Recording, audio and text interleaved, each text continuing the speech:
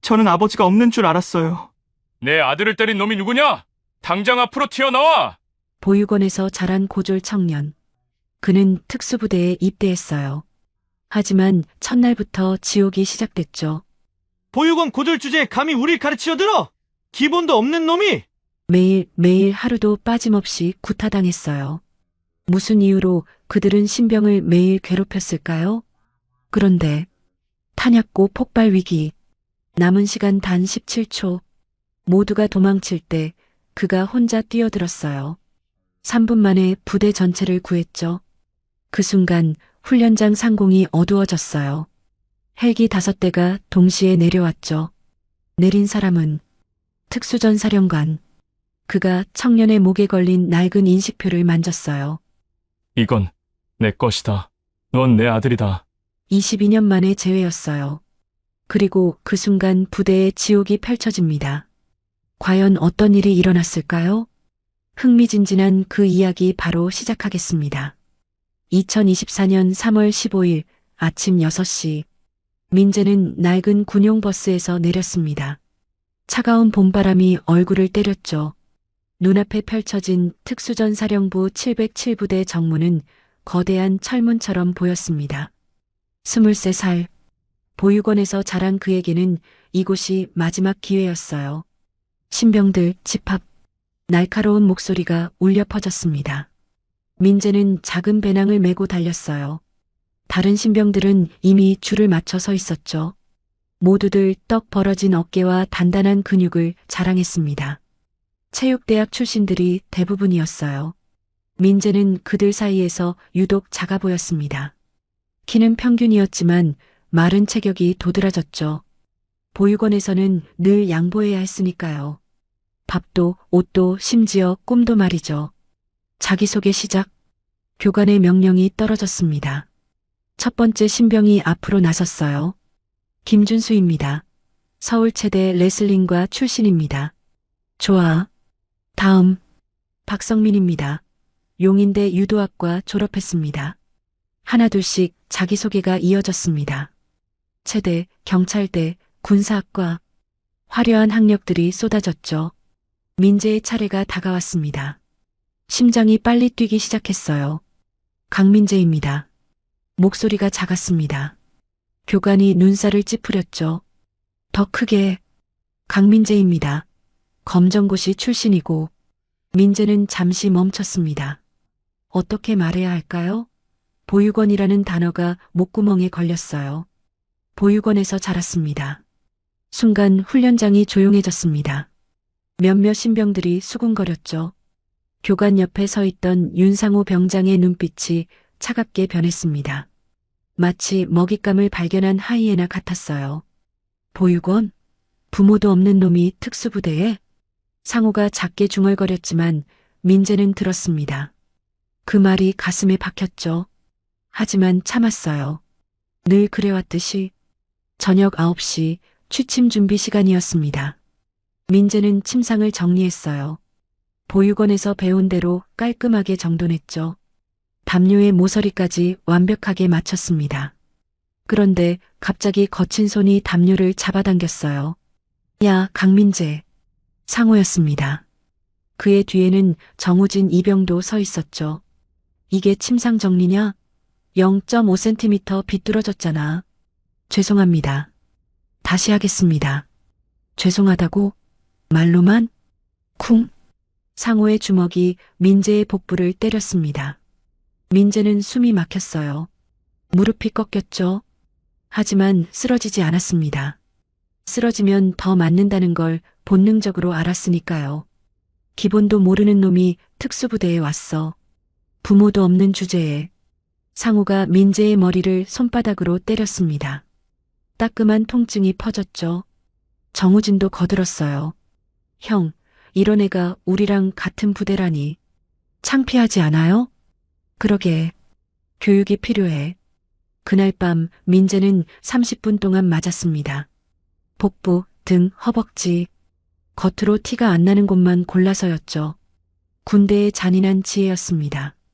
민재는 침상에 누워 천장을 바라봤어요. 온몸이 욱신거렸죠. 그런데 이상했습니다. 눈물이 나오지 않았어요. 보육원에서도 이런 일은 흔했으니까요. 큰 아이들에게 맞는 건 일상이었죠. 참자. 언젠가는 기회가 올 거야. 민재는 베개 밑에서 작은 노트를 꺼냈습니다. 떨리는 손으로 펜을 잡았어요. 3월 15일 21시 30분. 윤상우 병장. 복부 5회, 머리 3회. 이유 침상 정리 불량. 증거를 모으기 시작했습니다. 언젠가 이것이 무기가 될 거라고 믿었죠. 다음 날 아침 폭발물 처리 이론 수업이 있었습니다. 민재는 교재를 펼쳤어요. 복잡한 화학식과 물리 공식들이 빼곡했죠. 다른 신병들은 머리를 감싸쥐었습니다. 하지만 민재에게는 달랐어요. 보육원에서 혼자 공부했던 시간들이 떠올랐습니다. 도서관에서 빌린 낡은 화학책, 물리학 교재들. 친구도 없었던 민재에게 책은 유일한 친구였죠. 특히 폭발물과 화학 반응에 관한 책들은 그의 취미였어요. 왜인지 모르게 끌렸거든요. 시험 시작. 30분 안에 50문제를 풀어라. 김도연 중사가 소리쳤습니다. 민재는 빠르게 문제를 풀기 시작했어요. 질산암모늄의 폭발 반응식? 쉬웠습니다. 뇌관의 작동 원리? 이미 외운 내용이었죠. 10호 폭약의 안정성 계수? 계산은 금방이었어요. 15분 만에 모든 문제를 풀었습니다. 민재는 한 번 더 검토했어요. 실수는 없었죠. 벌써 다 푼 놈이 있다고? 도연 중사가 민재의 답안지를 낚아챘습니다. 눈을 빠르게 움직이며 채점을 했죠. 그의 얼굴이 점점 굳어갔어요. 만점이라고? 이게 가능해? 중사는 답안지를 구겼습니다. 그리고 민재의 얼굴 앞에서 찢어버렸죠. 컨닝했지? 보육원 출신이 이런 걸 알 리가 없어. 컨닝하지 않았습니다. 말대답이야? 퍽! 중사의 손바닥이 민재의 뺨을 때렸습니다. 따가운 통증이 퍼졌어요. 제 시험이다. 이번엔 내가 직접 감시한다. 30분 후 민재는 다시 만점을 받았습니다. 도연 중사의 얼굴이 붉어졌죠. 자존심이 상한 표정이었어요. 모범 답안을 외운 거야. 실전에서는 쓸모없는 놈. 그날 저녁 민재는 또 맞았습니다. 이번에는 더 심했어요. 건방진 놈이라는 이유였죠. 밤 11시 민재가 화장실에서 나오는데 누군가 어깨를 두드렸습니다. 괜찮아? 낮은 목소리였어요. 이준혁 원사였습니다. 50세의 베테랑 부사관이었죠. 그의 눈에는 걱정이 가득했어요. 네, 괜찮습니다. 거짓말하지 마. 다 보고 있어. 준혁 원사는 주머니에서 파스와 소염제를 꺼냈습니다. 민재의 손에 쥐어줬죠. 직접 나서면 더 힘들어질 거야. 하지만 포기하지 마. 언젠가는 내 능력을 인정받을 날이 올 거야. 원사가 돌아서려는 순간 민재가 물었습니다. 왜 저를 도와주시는 거예요? 준혁 원사가 잠시 멈췄습니다. 그리고 작게 말했어요. 나도 고아였거든. 30년 전에는 나도 너처럼 맞았어. 그때 누군가 이런 말을 해줬으면 좋았을 텐데. 원사가 사라진 후 민재는 손에 든 약을 꽉 쥐었습니다. 따뜻했어요. 군대에 와서 처음 느끼는 온기였죠. 그날 밤 민재는 베개를 꼭 껴안았습니다. 그 안에는 낡은 군용 인식표가 있었어요. 보육원에서 그와 함께 발견된 유일한 물건이었죠. 707, 1845TJ. 희미하게 새겨진 숫자들을 손가락으로 더듬었습니다. 윤소희 원장님의 말이 떠올랐어요. 민재야, 내 아버지는 군인이었대. 특수부대에서 작전 중에 실종됐다더구나. 이 인식표만 남기고 민재는 인식표를 가슴에 품었습니다. 차가운 금속이 심장 소리를 느끼는 것 같았어요. 아버지도 이런 고통을 견뎠겠죠? 저도 견딜 수 있어요. 창밖에서 부대 훈련가가 희미하게 들렸습니다. 끝까지 간다라는 가사였죠. 민재도 작게 따라 불렀어요. 목소리는 떨렸지만 의지는 단단했습니다. 3월의 찬바람이 창문을 두드렸습니다. 봄은 아직 멀었어요. 하지만 민재는 알았죠. 겨울이 깊을수록 봄은 더 따뜻하다는 걸. 내일도 맞을 겁니다. 모레도 맞겠죠. 하지만 포기하지 않을 거예요. 언젠가는, 반드시 언젠가는 증명할 겁니다. 보육원 출신도 할 수 있다는 걸. 부모가 없어도 강할 수 있다는 걸. 민재는 노트를 다시 펼쳤습니다. 떨리는 손으로 한 줄을 더 적었어요. 목표 최고의 폭발물 처리 전문가가 되기. 그리고 아버지가 자랑스러워할 만한 군인이 되기. 펜을 놓고 눈을 감았습니다. 내일의 태양이 뜨기까지 6시간이었죠. 짧은 잠이라도 자야 했어요. 내일을 견디기 위해서. 특수부대의 첫 주가 그렇게 시작됐습니다. 4월 3일 오후 2시 실전 시뮬레이션 훈련장. 거대한 스크린에 복잡한 회로도가 떠올랐습니다. 가상의 폭발물 해체 시뮬레이션이었죠. 교관들조차 풀기 어려운 고난도 문제였어요. 제한 시간은 10분.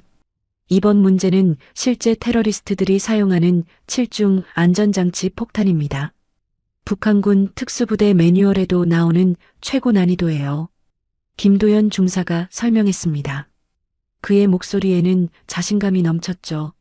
아무도 못 풀 거라는 확신이었어요. 누가 먼저 도전할래? 아무도 손을 들지 않았습니다. 다들 화면만 멍하니 바라봤죠. 그때 민재가 조용히 손을 들었어요. 제가 해보겠습니다. 순간 훈련장이 웅성거렸습니다. 상호가 비웃었죠. 보육원 출신이 뭘 안다고? 민재는 대답하지 않았습니다. 조용히 시뮬레이터 앞에 섰어요.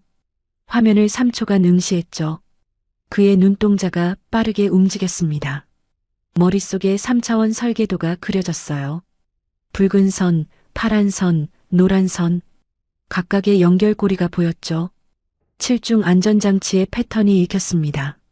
민재의 손이 움직이기 시작했어요. 먼저 3번째 회로를 차단했습니다.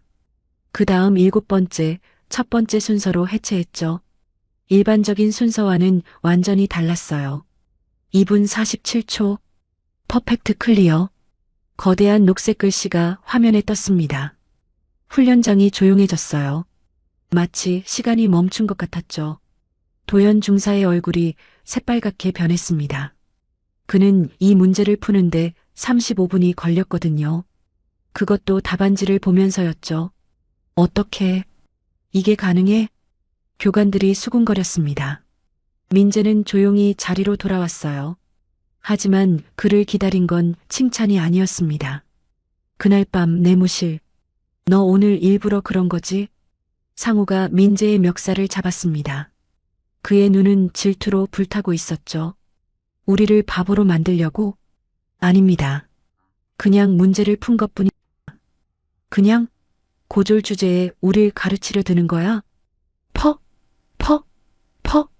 주먹이 날아왔습니다. 민재의 복부를 정확히 때렸죠. 숨이 막혔어요. 무릎이 꺾였습니다.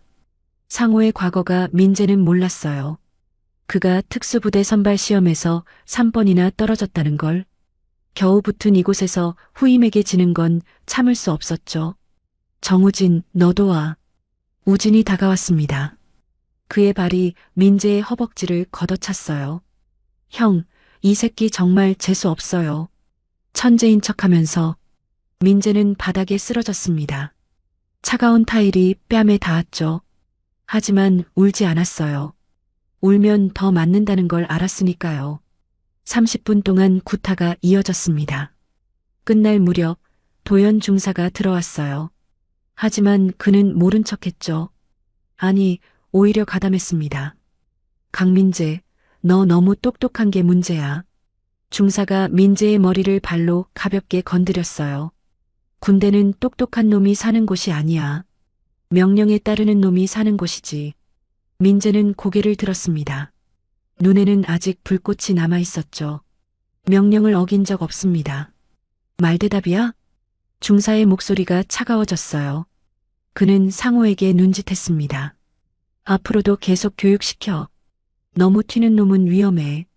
중사가 나간 후 상호가 속삭였습니다. 알겠지? 다음부터는 일부러 틀려. 중간 정도만 하라고. 민재는 대답하지 않았어요. 할 수 없었죠. 그의 자존심이 허락하지 않았으니까요. 다음 날 전술지도 판독 수업이었습니다. 거대한 지형도가 펼쳐졌어요. 교관이 설명했죠. 이 지도에서 적군이 침투할 수 있는 경로를 찾아보세요. 정답은 3개입니다. 신병들이 지도를 들여다봤어요. 5분, 10분이 지났지만 아무도 찾지 못했죠. 교관도 이미 알고 있는 3개만 표시했습니다. 민재는 조용히 지도를 봤어요. 그의 머릿속에서는 입체적인 지형이 그려졌죠. 고도, 경사, 수풀의 밀도, 바람의 방향까지 계산했습니다. 저, 열개가 보입니다. 교관이 놀란 눈으로 민재를 봤어요. 10개? 불가능해. 민재는 지도에 표시하기 시작했습니다. 계곡 사이의 좁은 틈, 수풀로 가려진 능선, 하천 바닥의 낮은 지대. 교관이 놓친 7개의 경로를 정확히 찾아냈죠. 이건 정말 가능한 경로들이네. 교관이 감탄했습니다. 하지만 도연 중사는 달랐어요. 생각 없이 아무거나 찍은 거 아니야? 실전에서는 그런 거 못 써. 그날 밤 구타는 더 심해졌습니다. 내가 뭔데 교관보다 잘 안다고 그래. 상호의 주먹이 더 세졌어요. 우진도 더 적극적으로 가담했죠. 이 새끼 진짜 기분 나쁘게 하네. 민재는 구타를 당하면서도 생각했어요. 왜 내가 잘하면 더 맞는 걸까? 이게 군대의 논리인가? 그러던 중 민재는 중요한 것을 발견했습니다. 화장실 창문 너머로 도연 중사와 상우가 대화하는 게 들렸어요. 저놈이 너무 똑똑해서 문제야. 도연 중사의 목소리였습니다. 우리 과거를 눈치챌 수도 있어. 내가 작전 실패한 기록 있잖아. 부하 2명 죽은 거. 아, 그때 보고서 조작한 거요? 조용히 해. 암튼 저놈을 계속 눌러놔. 너무 똑똑한 놈은 위험해. 민재는 조용히 핸드폰 녹음 버튼을 눌렀습니다. 증거를 수집하기 시작한 거죠. 일주일 후 민재의 몸은 만신창이가 되어 있었어요. 매일 구타당했으니까요. 아침에는 복부, 점심에는 등, 저녁에는 허벅지. 정확히 로테이션을 돌며 맞았죠. 그래도 민재는 포기하지 않았습니다. 오히려 더 열심히 공부했어요. 폭발물 이론, 전술 전략, 무기 체계, 모든 것을 머릿속에 입력했죠.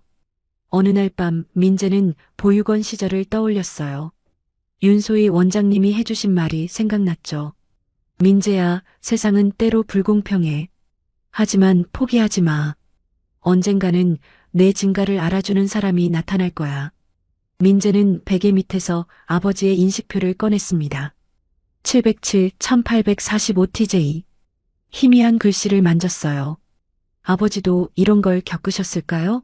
저보다 더 힘드셨겠죠? 그때 침상 옆에 무언가가 놓여 있었어요. 파스와 진통제였습니다. 그리고 작은 쪽지가 있었죠. 포기하지 마. 너를 지켜보는 사람이 있어. 마이너스 준혁. 이준혁 원사였습니다. 그는 매일 밤 몰래 약을 놓고 갔어요.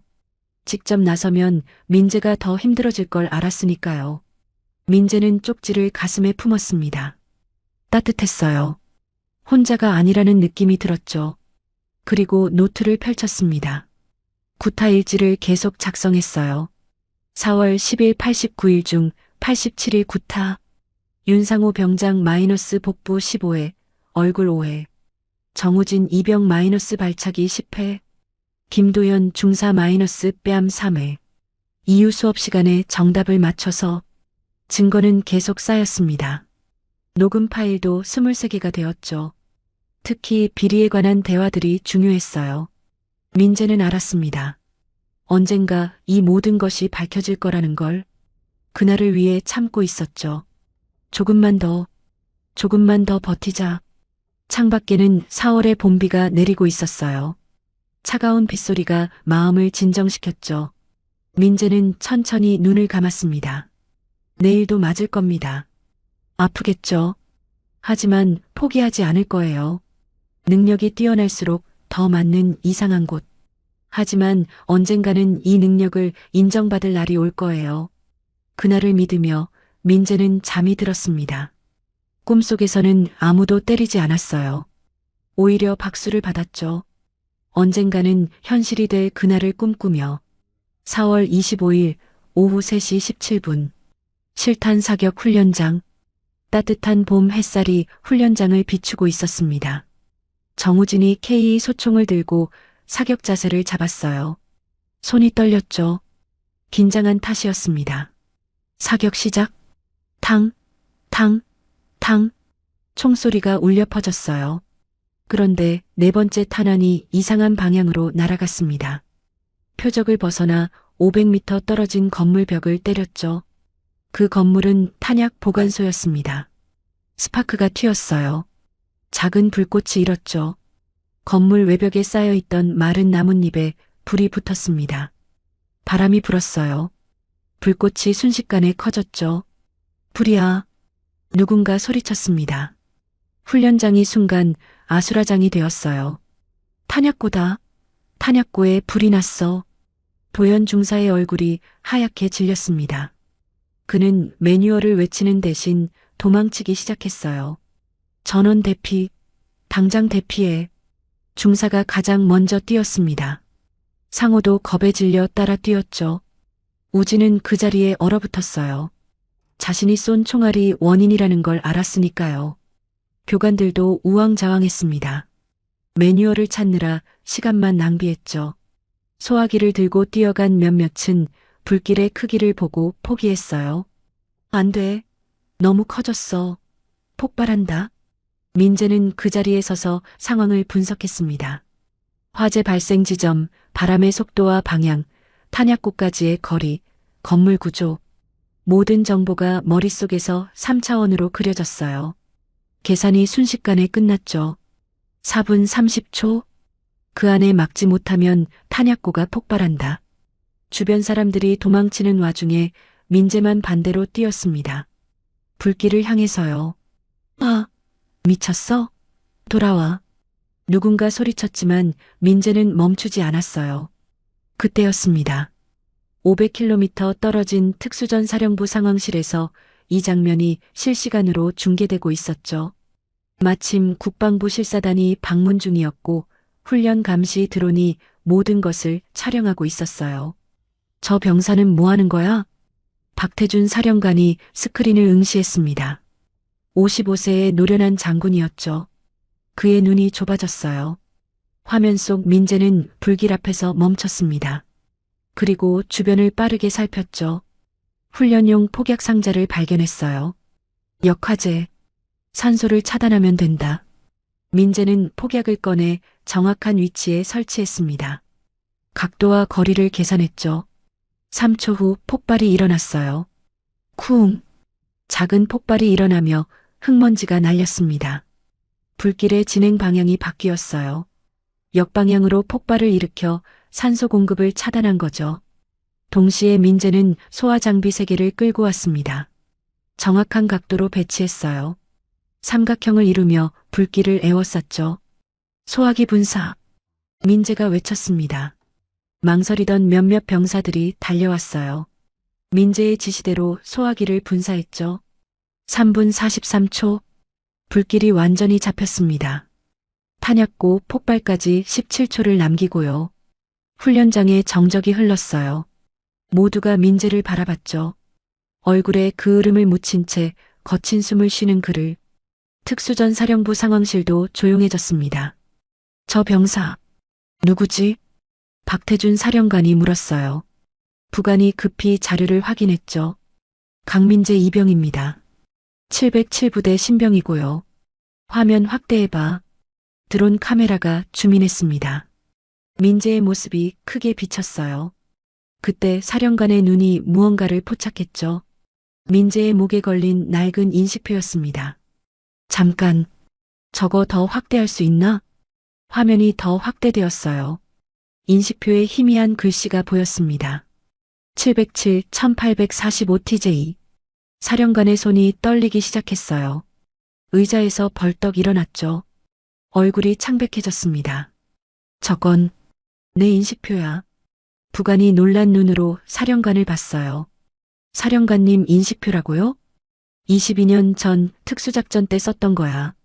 그때 그때 아들을 잃었다고 생각했는데 태준의 목소리가 떨렸습니다. 그는 22년 전을 떠올렸어요. 북한 잠입 작전 중 급습을 당했죠. 부인과 갓난아기 아들이 있던 안가가 폭격을 받았어요. 모두 죽은 줄 알았죠. 당장 DNA 검사를 준비해. 비밀리에 내 머리카락과 저 병사의 혈액을 대조해봐. 네. 하지만 명령이다. 사령관의 목소리에는 절박함이 묻어났어요. 그는 화면을 뚫어지게 바라봤죠. 민재가 인식표를 만지는 모습을. 한편 부대로 돌아온 민재를 기다린 건 예상과 달랐습니다. 강민재, 도연 중사가 다가왔어요. 얼굴이 불그락푸르락했죠. 누가 맘대로 행동하래?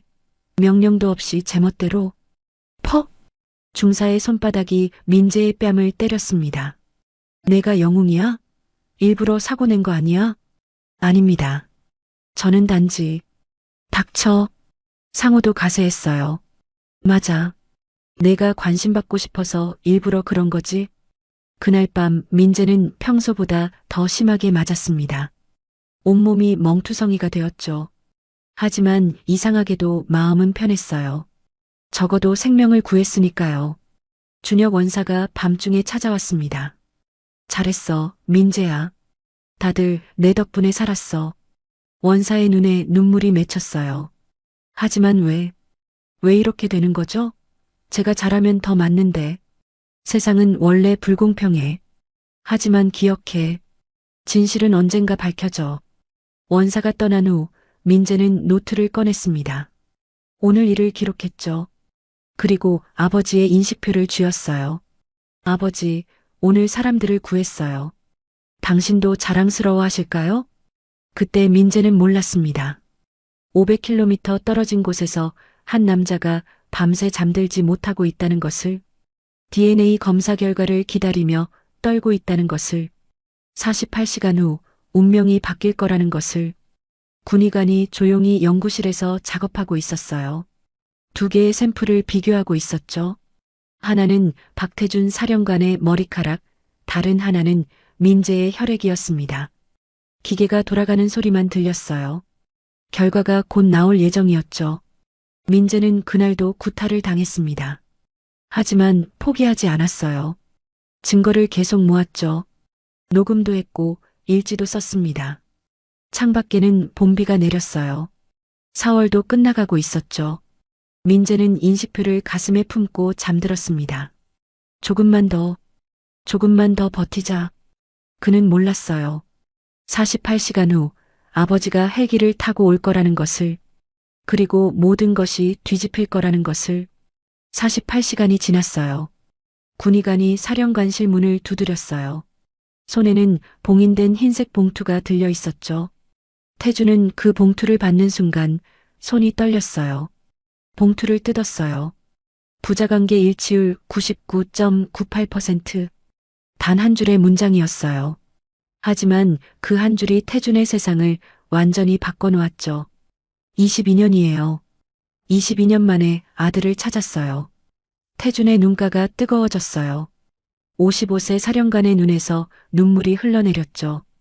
그는 책상에 엎드려 한참을 울었어요. 기쁨과 슬픔이 동시에 밀려왔거든요. 내 아들이 살아있었구나. 하지만 곧 불안감이 엄습했어요. 그런데 그곳에서 무슨 일을 겪고 있을까? 지난 3개월간 민재가 겪었을 일들이 머릿속을 스쳤어요. 보육원에서 자란 아이가 특수부대에서 어떤 대우를 받았을까요? 태준의 가슴이 쿵쿵 뛰었어요. 더 이상 기다릴 수 없었어요. 태준은 즉시 전화기를 들었어요. 지금 당장 헬기 5대를 준비해. 그의 목소리는 단호했어요. 30분 후 사령부 헬기장이 긴급 출격 체제로 돌입했어요. 헬기 5대가 일렬로 서 있었죠. 경호팀 20명, 군사경찰 15명, 군검찰 요원 5명, 그리고 국방부 감찰관까지 탑승 준비를 마쳤어요. 태주는 군복을 바르게 정리하고 헬기에 올랐어요. 그의 얼굴에는 결연한 표정이 서려 있었죠. 누가 감히 내 아들을. 분노가 그의 눈빛 속에서 타올랐어요. 헬기가 이륙했어요. 5대의 헬기가 편대를 이루며 하늘을 가로질렀죠. 로터 소리가 귀청을 찢었어요. 707부대까지는 40분 거리였어요. 태주는 창밖을 바라보며 생각했어요. 22년 전 그날이 떠올랐죠. 특수작전 중 적의 매복을 받았던 순간 아내는 그때 임신 중이었어요. 작전 실패 후 아내는 조산으로 아이를 낳았고 얼마 못 가 세상을 떠났죠. 태주는 병원에서 아이가 죽었다는 통보를 받았어요. 하지만 그건 거짓이었어요. 누군가 내 아들을 보육원에 버렸어. 왜일까요? 누가 그랬을까요? 태주는 주먹을 꽉 쥐었어요. 나중에 밝혀낼 일이었죠. 지금은 아들을 만나는 게 먼저였어요. 오후 2시 707부대 훈련장 상공에 굉음이 울려 퍼졌어요. 헬기다. 5대 나온다. 신병들이 하늘을 올려다봤어요. 검은색 헬기 5대가 동시에 하강하고 있었죠. 먼지 폭풍이 일었어요. 모두 눈을 가리며 뒤로 물러났어요. 긴급 집합. 연대장의 목소리가 확성기를 타고 퍼졌어요. 부대 전체가 훈련장으로 뛰어나왔죠. 300명의 대원들이 일렬로 정렬했어요. 연대장의 얼굴이 새하얗게 질렸어요. 옆에 선 대대장도 마찬가지였죠. 사령관님이 직접 오셨어. 중대장들도 당황한 표이었어요. 사령관이 예고 없이 부대를 방문한다는 건 뭔가 큰 문제가 있다는 뜻이었거든요. 헬기 문이 열렸어요. 태준이 내렸어요. 그의 뒤로 경호팀과 군사경찰, 군검찰이 쏟아져 나왔죠. 마치 전쟁터에 온 것 같은 분위기였어요. 훈련장이 숨을 죽였어요. 태준은 천천히 걸었어요. 그의 시선이 정렬된 신병들을 훑었죠. 그리고 멈췄어요. 저기 맨 끝에 서 있는 한 신병이 보였어요. 얼굴에 멍이 들어 있었죠. 입술이 터져 있었고 오른쪽 눈두덩이 부어올라 있었어요. 민재였어요. 태준의 발걸음이 빨라졌어요. 민재는 사령관이 자기 쪽으로 걸어오는 걸 보고 당황했어요. 왜 나한테? 주변 선임들도 웅성거렸어요. 태준이 민재 앞에 섰어요. 두 사람의 눈이 마주쳤죠. 태준은 민재의 얼굴을 천천히 살폈어요. 멍든 뺨, 터진 입술, 부은 눈. 아들이 겪은 고통이 고스란히 보였어요. 태준의 손이 올라갔어요. 민재의 목에 걸린 낡은 인식표를 조심스럽게 만졌죠. 이건 태준의 목소리가 떨렸어요. 내 것이다. 훈련장 전체가 숨을 죽였어요. 태준은 민재의 눈을 똑바로 봤어요. 그리고 말했죠. 넌 내 아들이다, 민재야. 민재의 눈이 커졌어요. 뭐라고요? 아들.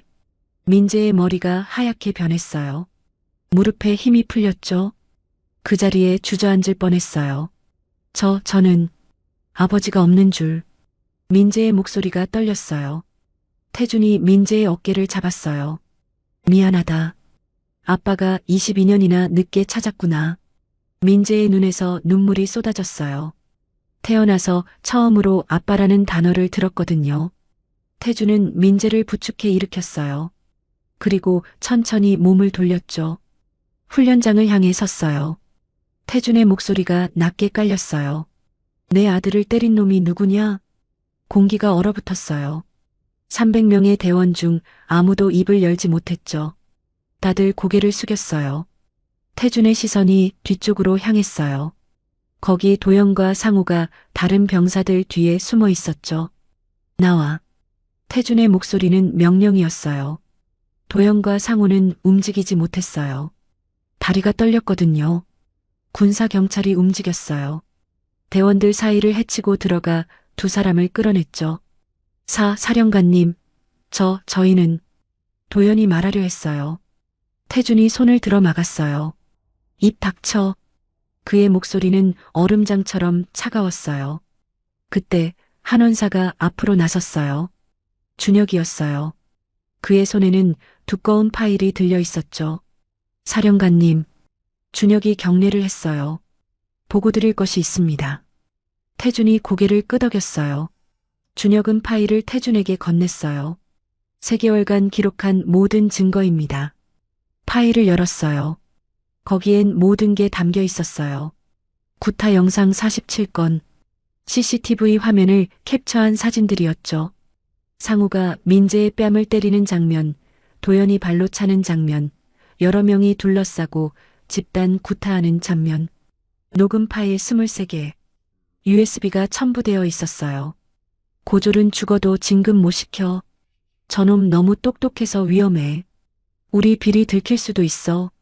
대화 내용이 전부 기록되어 있었죠. 비리 문서 18건, 진급 금품 수수 내역, 훈련 성적 조작 증거, 예산 횡령 기록. 그리고 마지막, 민재가 직접 쓴 구타 일지였어요. 89일 중 87일 구타당한 기록이었죠. 날짜, 시간, 가해자, 부위, 이유까지 세세하게 적혀 있었어요. 태준의 손이 떨렸어요. 분노가 치밀어 올랐죠. 태준은 파일을 덮었어요. 그리고 군검찰 요원에게 건넸죠. 전부 확인해. 검찰 요원들이 즉시 움직였어요. 노트북을 꺼내 USB를 재생했어요. 훈련장에 스피커 소리가 울려 퍼졌죠. 저놈을 계속 눌러놔야 한다. 도연의 목소리였어요. 네, 중사님. 제가 확실하게 하겠습니다. 상호의 목소리였죠. 녹음이 계속 재생됐어요. 모두가 듣고 있었어요. 도연과 상호의 얼굴이 창백해졌어요. 태준이 군사경찰을 향해 고개를 끄덕였어요. 체포해. 군사경찰이 움직였어요. 찰칵. 수갑 소리가 훈련장에 울렸어요. 도연의 손목에 수갑이 채워졌어요. 상호도 마찬가지였죠. 사령관님, 저희는 명령에 따른 것뿐입니다. 도연이 소리쳤어요. 태준은 대답하지 않았어요. 대신 연대장을 봤죠. 연대장. 태준의 목소리가 차갑게 떨어졌어요. 예. 사령관님.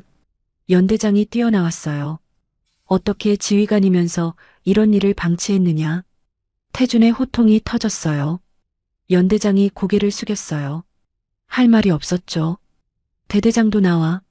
대대장도 뛰어나왔어요. 너희들은 지금 이 순간부로 보직 해임이다.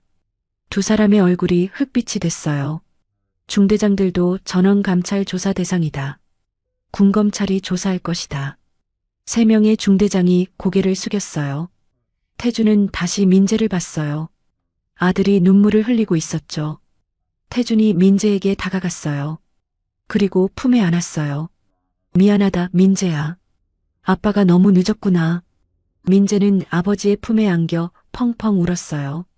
태어나서 처음이었어요. 누군가의 품에 안겨본 게. 저는 혼자인 줄 알았어요. 민재의 목소리가 흐느껴 나왔어요. 아버지가 있었던 거군요. 태준도 눈물을 흘렸어요. 55세 사령관의 눈에서 뜨거운 눈물이 흘러내렸죠. 이제 혼자가 아니야. 아빠가 있어. 두 사람은 한참을 껴안고 있었어요. 훈련장 300명이 그 모습을 지켜봤어요. 모두 숙연해졌죠. 저 멀리서 도연과 상우가 수갑에 채워진 채 끌려가고 있었어요. 정의가 승리한 순간이었어요. 하지만 이건 시작에 불과했어요. 태준은 다짐했죠. 이 부대를 완전히 바꾸겠어. 다시는 이런 일이 일어나지 않도록. 일주일 후 군사법정 대형 법정이 열렸어요. 방청석이 가득 찼죠. 기자들, 국방부 관계자들, 그리고 피해자 가족들이 앉아 있었어요. 피고인석에는 17명이 나란히 서 있었어요. 도연, 상우, 우진, 그리고 그들과 함께 구타에 가담했던 14명. 모두 군복을 벗은 채였어요. 수감복 차림이었죠. 재판장이 입장했어요. 기립. 모두 일어섰어요. 재판장이 자리에 앉으며 서류를 펼쳤어요. 그리고 차갑게 말했죠. 피고인 김도연. 혐의는 특수폭행, 조직적 괴롭힘, 예산 횡령, 진급비리, 작전 기록 위조입니다. 증거가 명백합니다. 도연의 얼굴이 창백해졌어요. 피고인 윤상호. 혐의는 특수폭행, 조직적 괴롭힘 주도입니다.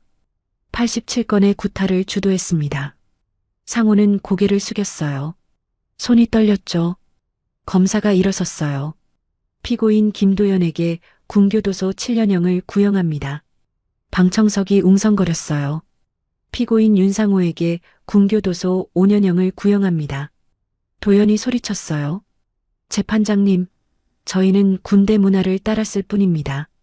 재판장이 차갑게 쳐다봤어요. 군대 문화? 그것은 범죄를 정당화할 수 없습니다. 피해자는 87일 중 87일을 맞았습니다. 이것이 문화입니까? 도연은 더 이상 말하지 못했어요. 같은 시각, 707부대는 완전히 바뀌고 있었어요. 새로운 연대장이 부임했어요. 인권교육 전문가 출신이었죠. 새로운 대대장 3명도 함께 왔어요. 모두 군 인권 개선 경력자들이었어요. 첫 전체 집합에서 새 연대장이 말했어요. 오늘부터 이 부대는 완전히 달라집니다. 그의 목소리는 단호했어요. 구타는 범죄입니다. 가혹행위는 범죄입니다. 학력 차별도 범죄입니다. 신병들이 눈을 빛냈어요. 누구든 피해를 받으면 즉시 신고하십시오. 익명도 가능합니다. 신고자는 반드시 보호합니다. 새 대대장이 덧붙였어요. 이 부대를 대한민국에서 가장 깨끗한 부대로 만들겠습니다. 박수가 터졌어요. 변화가 시작된 거예요. 그날 오후 검은색 버스 5대가 부대에 도착했어요. 국방부 특별감사단 100명이었어요. 감사단장이 내렸어요. 그는 명함을 꺼내 새 연대장에게 건넸죠. 앞으로 3개월간 이 부대에 상주하며 전수조사를 실시합니다. 연대장이 고개를 끄덕였어요. 감사단은 즉시 움직였어요. 모든 서류를 뒤졌어요. 모든 계좌를 추적했어요. 모든 대원을 면담했죠. 2주 후 추가 비리 연루자 23명이 적발됐어요. 훈련비 부정 수령, 보급품 횡령, 근무 기록 조작, 모두 징계를 받았어요. 부대가 말 그대로 초토화됐죠. 하지만 이건 필요한 과정이었어요. 썩은 부분을 도려내야 건강해질 수 있었거든요. 같은 시기 전국의 뉴스가 이 사건을 다뤘어요. 특수부대 내 충격적인 가혹행위 실태, 보육원 출신 천재 병사, 사령관 아들로 밝혀져 폭발 위기 구한 영웅, 3개월간 매일 구타당해. TV 화면마다 민재의 이야기가 나왔어요. CCTV 영상이 공개됐어요. 물론 모자이크 처리는 됐지만 구타 장면은 충격적이었죠. 국민들이 분노했어요. 청와대 국민청원 게시판에 글이 올라왔어요. 군대 가혹행위 처벌 강화를 요구합니다. 청원 참여자가 50만 명을 넘었어요. 국방부 장관이 긴급 기자회견을 열었어요. 이번 사건에 대해 깊이 사과드립니다. 장관이 고개를 깊이 숙였어요. 군 내 가혹행위를 뿌리 뽑겠습니다. 제도를 전면 개선하겠습니다. 이 사건은 국가적 이슈가 됐어요. 2주 후 국방부가 발표했어요. 군 인권 개선 5대 방안을 즉시 시행합니다. 첫째, 군 내 학력 차별 금지법 강화. 둘째, 익명신고 시스템 구축. 한라인 24시간 운영. 셋째, 구타 가해자 즉시 군사재판 회부 의무화. 넷째, 신병 인권 교육 시간 3배 확대. 다섯째, 부대 내 CCTV 추가 설치 의무화. 태준 사령관이 군 인권 개선 TF팀 위원장을 맡았어요. 그는 회의에서 말했어요. 제 아들이 겪은 일이 다시는 반복되어서는 안 됩니다. 위원들이 고개를 끄덕였어요. 모든 부대에 이 제도를 적용하겠습니다. 예외는 없습니다. 변화의 바람이 정군에 불기 시작했어요. 한 달 후, 민재는 특수부대 정식 대원으로 선발됐어요. 신병 교육 최우수 성적이었죠. 폭발물 처리 시험에서도 만점을 받았어요. 이번엔 아무도 의심하지 않았어요. EOD 폭발물 처리 전문가로 임관 추천까지 받았죠. 부대 내 분위기가 완전히 바뀌었어요. 민재 병장님, 후배들이 존경하는 눈빛으로 민재를 봤어요. 어떻게 그렇게 빨리 푸셨어요? 민재가 웃으며 답했어요. 천천히 보면 보여요. 침착하게 하면 됩니다. 이제 민재는 선생님이 됐어요. 후배들에게 기술을 가르쳤죠. 그리고 무엇보다 이제 아버지가 있었어요. 2개월 후 군사재판 최종 판결이 나왔어요. 도연 군교도소 7년형 확정. 군에서 불명예 제대. 상호 군교도소 5년형 확정. 전역 후 취업 제한 명단 등재. 우진 군교도소 2년형. 집행유예 없이 실형. 기타 가담자 14명 징계 및 벌금형. 도연은 군교도소로 이송되는 차 안에서 말했어요. 내가 왜 이렇게 됐지? 하지만 후회해도 늦었어요. 상호는 면회 온 가족에게 말했어요. 미안해. 내가 잘못했어. 가족들은 울었어요. 그들은 대가를 치르고 있었어요. 같은 날, 준혁 원사가 국방부에 소환됐어요. 장관 집무실이었죠. 이준혁 원사. 장관이 일어섰어요. 부대 내 비리를 고발하고 피해자를 보호한 공로로 국방부 장관 표창을 수여합니다. 박수가 터졌어요. 준혁은 표창장을 받으며 말했어요. 정의는 계급장이 만드는 게 아닙니다. 그의 목소리는 떨렸어요. 용기 있는 한 사람이 만드는 겁니다. 저는 제 양심을 따랐을 뿐입니다. 기자들이 카메라를 들이댔어요. 준혁의 이야기는 또 다른 영웅담이 됐어요. 주말, 태준이 민재를 데리고 부대 밖으로 나왔어요. 처음으로 아버지와 아들이 함께 외출하는 날이었죠. 뭐 먹고 싶니? 태준이 웃으며 물었어요. 민재는 어색했어요. 아직도 익숙하지 않았거든요. 아버지가 좋아하시는 걸로. 태준이 민재의 어깨를 툭 쳤어요. 오늘은 내가 고르는 거야. 22년치를 보상받아야지. 둘은 작은 식당에 들어갔어요. 된장찌개를 시켰죠. 밥을 먹으며 태준이 물었어요. 보육원은 어땠니? 민재가 천천히 대답했어요. 외로웠어요. 하지만 소희 원장님이 잘 돌봐주셨어요. 태준의 눈시울이 붉어졌어요. 미안하다. 아빠가 너를 지켜주지 못해서. 민재가 고개를 저었어요. 이제 찾으셨잖아요. 그걸로 충분해요. 두 사람은 밤늦게까지 이야기했어요. 22년간 못 나눈 이야기를 나눴죠. 태준이 말했어요. 이제부터는 내가 혼자가 아니야. 아빠가 항상 내 곁에 있을게. 민재가 처음으로 활짝 웃었어요.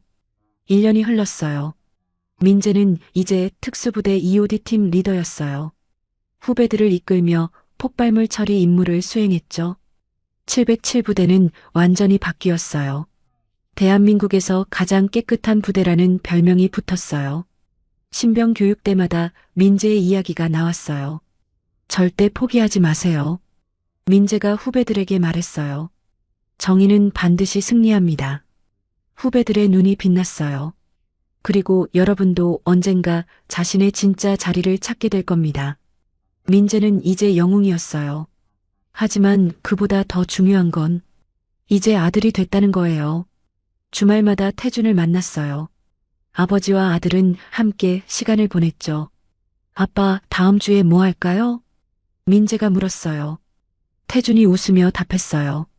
내가 하고 싶은 거 하자. 이제 우린 평생 함께니까. 민재가 고개를 끄덕였어요. 하늘이 파랗게 개었어요. 새로운 시작이었어요. 여러분, 이번 영상 즐겁게 감상하셨나요? 여러분의 생각을 댓글로 함께 나누어 주세요. 구독과 좋아요는 영상 제작에 큰 도움이 됩니다. 끝까지 시청해 주셔서 감사드리며 더 좋은 영상으로 곧 다시 찾아뵙겠습니다. 감사합니다.